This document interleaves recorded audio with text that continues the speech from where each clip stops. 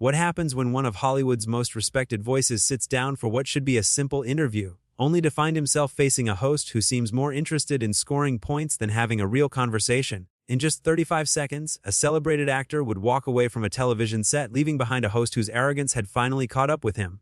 This is the story of how Morgan Freeman silenced Piers Morgan. The studio lights were bright that evening. Morgan Freeman walked onto the set with the quiet dignity he was known for. He wore a simple dark suit, his silver hair neat, his expression calm. Piers Morgan sat behind his desk, already smirking before his guest had even taken his seat. The audience clapped as Freeman settled into the chair across from the host. Piers leaned back in his chair, his posture screaming confidence. He looked at Freeman like a cat that had already caught the mouse. The interview started normally enough. Piers asked about Freeman's latest film, a drama about racial injustice in the American South. Freeman answered thoughtfully, taking his time with each response, choosing his words carefully. Then Piers interrupted. He did it smoothly with a smile that did not quite reach his eyes. He said, "Morgan, if I may, I think some people might say you make too much of these racial issues. Is it possible you are being a bit sensitive about all this?" The audience went quiet. Freeman paused mid-sentence. He turned his head slowly to look at Piers. His eyes were steady, his face neutral. He said, "Excuse me, did you just ask me if I am being too sensitive about racism?" Piers waved a hand dismissively. "Well, you know what I mean. Some people think that we talk about it too much. That maybe if we all just moved on, things would get better faster. What do you say to those people?" Freeman leaned forward slightly. His voice remained calm, but there was an edge to it now. "I say those people have the luxury of not experiencing it.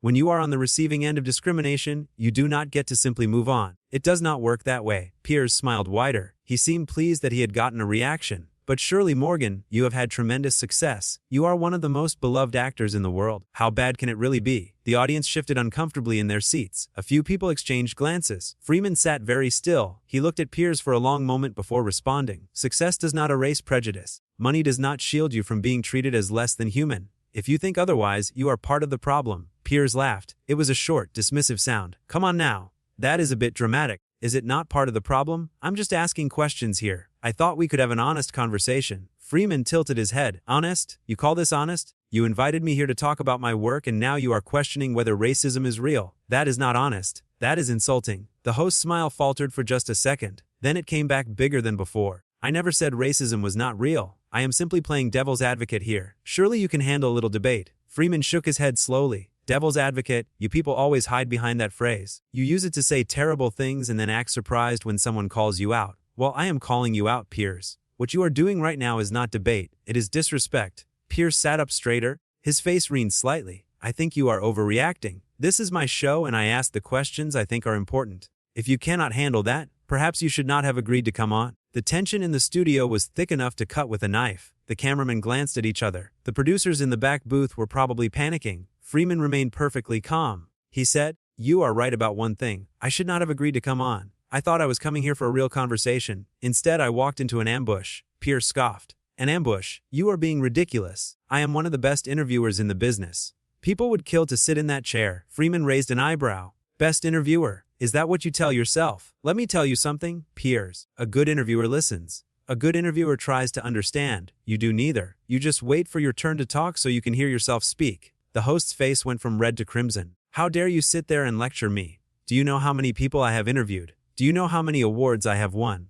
Freeman did not raise his voice. If anything, he spoke more quietly. "Awards do not make you a good person. They do not make you right, and they certainly do not give you the right to minimize someone else's pain." Piers pointed a finger at Freeman. "I have given you a platform. I have given you time on my show to promote your film. And this is how you repay me, by attacking me." Freeman stood up.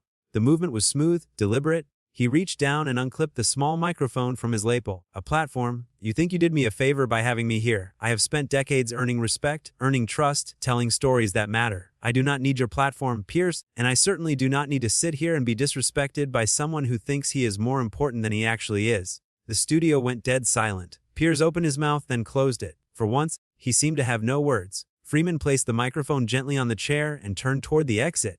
Piers finally found his voice. "You cannot just walk out. We are in the middle of an interview. We still have 10 minutes left." Freeman stopped and looked back over his shoulder.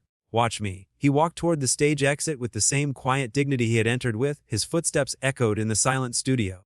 The audience sat frozen, unsure if they were allowed to react. Piers called after him, his voice rising. "This is incredibly unprofessional. You are making a huge mistake. Do you have any idea who I am?" Freeman paused at the edge of the stage. He did not turn around completely, just enough so his words would carry back to the host. "I know exactly who you are. That is why I'm leaving." And then he was gone, disappearing through the doorway and into the backstage area. Piers sat at his desk, staring at the empty chair across from him. His face was still red, his jaw tight. He looked at the cameras, then at the audience. Someone in the crowd started clapping. Then another person joined in, then another. Within seconds, the entire audience was applauding Freeman's exit. They were not clapping for the host. They were clapping for the man who had just walked away from him. Piers tried to regain control. He held up his hands, attempting to quiet the crowd. All right. Well, that was unexpected. I suppose some people cannot handle tough questions, but his voice lacked its usual confidence. The smile was gone. He looked rattled, thrown off balance. A producer's voice came through his earpiece, probably telling him to move on, to bring out the next guest, to salvage what was left of the show. But the damage was done. The audience had seen behind the curtain. They had watched a host push too far and lose control of his own interview. Backstage, Morgan Freeman was already in his dressing room. He removed his jacket and hung it carefully. An assistant knocked on the door, asked if he needed anything. He thanked her politely and said he was fine. He looked at himself in the mirror for a moment, took a deep breath, and allowed himself a small smile. He had done the right thing. He knew it in his bones. Back on the set, Piers was trying to continue the show, but something had shifted. The energy was different. The audience was quieter, more reserved. They were still thinking about what had just happened. They were thinking about the questions Piers had asked. They were thinking about Freeman's responses. And they were thinking about who had looked better in that exchange. During the commercial break, Piers loosened his tie. He took a sip of water. He avoided eye contact with his staff. They did not say anything to him. What could they say? They had all seen it happen. They had all watched him push a guest too far, then act surprised when that guest refused to take it. The next guest came out. It was a comedian promoting a new special. Piers tried to be charming, tried to laugh at the jokes, tried to act like nothing had happened, but everyone could see through it. His confidence was shaken. He kept glancing at the empty chair where Freeman had been sitting, as if he could not quite believe what had just occurred. The comedian sensed the tension. He kept his answers short, his jokes safe. He was not going to make the same mistake Freeman had supposedly made. Except Freeman had not made a mistake. Freeman had made a choice, and it was the right choice. Let us rewind to earlier in the interview before things fell apart. When Freeman first sat down, Pacey had been friendly. He asked about Freeman's career, about his iconic roles, about his voice that everyone recognized. Freeman answered graciously. He told stories about filming in difficult locations, about working with talented directors, about the responsibility he felt to tell meaningful stories. Then Piers brought up the new film. It was about a black family in the South during the civil rights movement.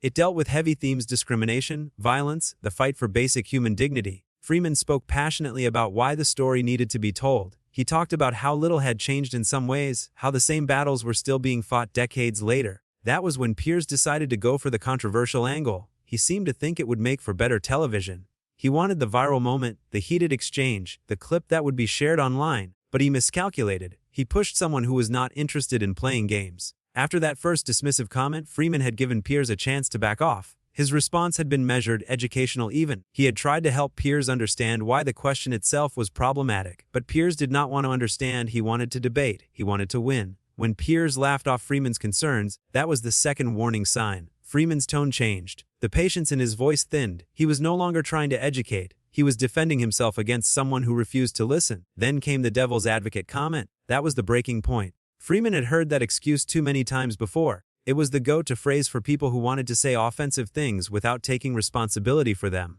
Piers thought it would protect him. He thought Freeman would just shrug it off and move on. But Freeman did not shrug it off. He called it what it was, a coward's shield. And Piers did not like that one bit. His ego could not handle being called out on his own show in front of his own audience. So he doubled down. He got defensive. He reminded Freeman whose show it was, as if that mattered. Ownership of a show does not grant ownership of another person's dignity. Freeman understood that. Piers did not. Or maybe he did understand and he just did not care. Either way, he had pushed a respected actor into a corner and that actor had decided not to stay there. The moment Freeman stood up, time seemed to slow down. Everyone in that studio knew they were witnessing something significant. This was not just a guest leaving early. This was a statement. This was someone saying, "I will not be treated this way and I do not care about the consequences." Piers tried to assert his authority. He tried to make it seem like Freeman was the one being unprofessional, but the audience was not buying it. They had ears. They had heard the questions. They had seen who was being disrespectful and who was simply refusing to accept that disrespect. When Freeman delivered that final line, "I know exactly who you are," "That is why I am leaving." It landed like a hammer. It was not angry. It was not shouted. It was just the truth, said plainly. And sometimes the truth hurts more than any insult ever could. The applause that followed was spontaneous. The producers had not cued it. The stage managers had not prompted it. It just happened. The audience reacted instinctively, clapping for someone who had stood up for themselves when it would have been easier to stay seated. Piers tried to spin it.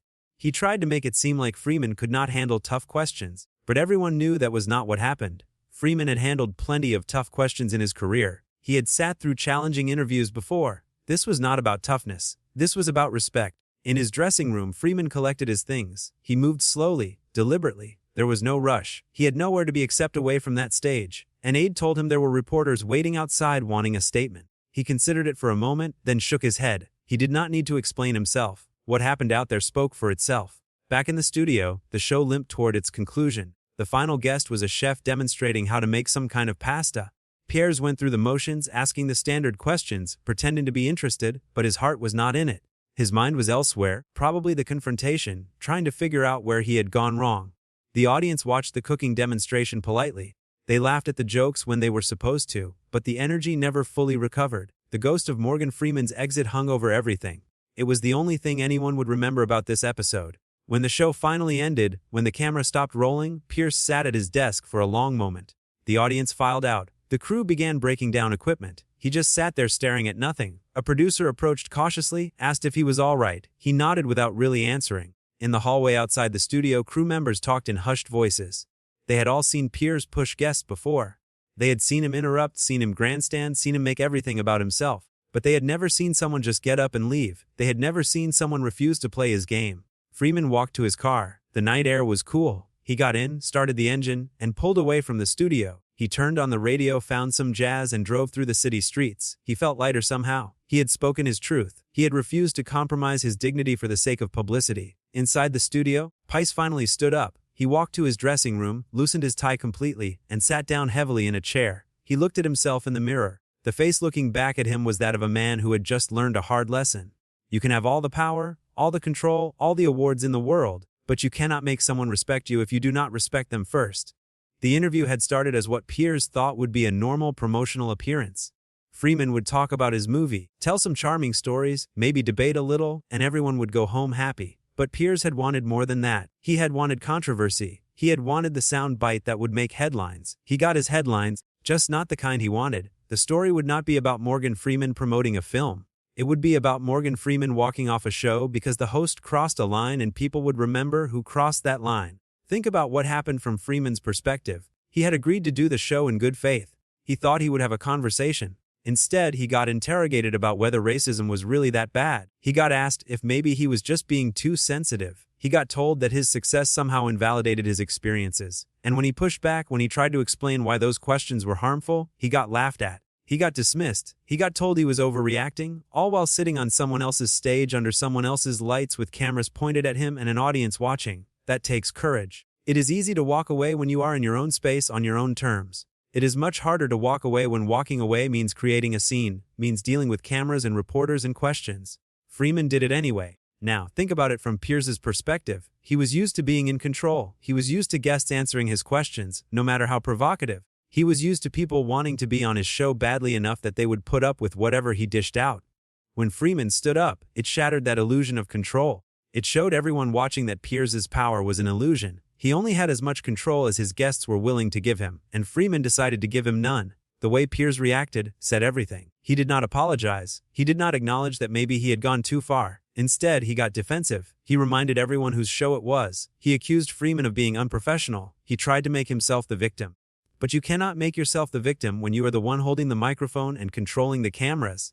You cannot claim persecution when you are the host and someone else is the guest. The power dynamics were clear and Pace was the one with all the power, at least on paper. Yet Freeman showed that real power does not come from controlling a television show. Real power comes from knowing your worth and refusing to let anyone diminish it. Real power comes from being willing to walk away when staying would mean compromising your principles. The moment that crystallized everything was when Piers said, "Do you have any idea who I am?" That question revealed so much. It showed that Piers measured his worth by his status, his show, his awards. It showed that he expected Freeman to be impressed by those things. Freeman's response was perfect. "I know exactly who you are. That is why I'm leaving," he was saying. "I see you clearly. I understand what you are about. And that understanding is exactly why I will not stay here and let you disrespect me. The applause from the audience was the final nail in the coffin. They were supposed to be on Piers's side. They were his audience in his studio at his show, but they clapped for the man walking away from him. They showed whose side they were really on. That must have stung. That must have hurt worse than anything, Freeman said, because it meant Piers had lost not just his guests, but his audience too. He had lost control of his own show in the most public way possible. Freeman drove home that night and probably slept well. He had done what needed to be done. He had stood up for himself. He had refused to participate in his own humiliation. He had shown millions of people watching that you do not have to accept disrespect no matter where it comes from. Piers probably did not sleep as well. He probably replayed the interview in his mind. He probably thought of all the things he could have said differently, all the ways he could have prevented Freeman from walking out. But in the end, there was no preventing it. Once he started down that path, once he chose provocation over respect, the outcome was inevitable. The next day the story spread. People talked about it. They watched clips online. They took sides. Most sided with Freeman, not because he was more famous or more beloved, though he was both those things, but because he was clearly in the right. The questions Piers asked were not hard-hitting. They were not brave. They were not devil's advocate. They were just ignorant and insulting. And when someone called him out on it, he could not handle it. His ego was too fragile. This is what happens when entitlement meets dignity. Entitlement assumes everyone will play along. Entitlement assumes status, grants permission to say whatever you want. Entitlement assumes people need you more than you need them. Dignity knows better. Dignity knows that respect is earned, not commanded. Dignity knows that no platform is worth compromising your values. Dignity knows when to stay and when to walk away. Morgan Freeman walked onto that set as a respected actor promoting a meaningful film. He walked off that set as something more, a symbol of self-respect, of knowing your worth, of refusing to accept less than you deserve. Piers Morgan was left sitting at his desk trying to salvage his show, trying to maintain control, trying to pretend that everything was fine, but it was not fine. He had revealed himself. He had shown his audience and his crew and his guests exactly who he was, and Freeman had shown everyone watching that they did not have to put up with people like that. Not for publicity, not for career advancement, not for any reason.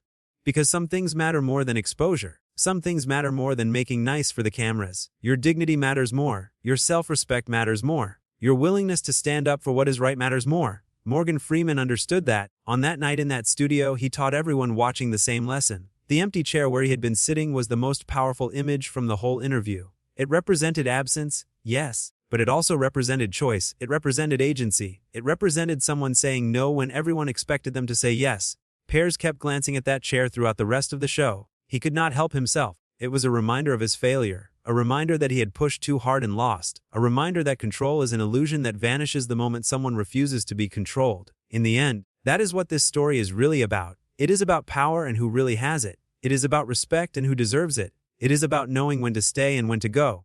And it is about the fact that sometimes the most powerful thing you can do is simply stand up and walk away. Morgan Freeman walked away, and in doing so, he walked right into the history books as the man who refused to be diminished by someone who thought his title made him untouchable. The man who showed that dignity will always trump arrogance. The man who proved that sometimes the best response to disrespect is not to fight back, but simply to refuse to participate.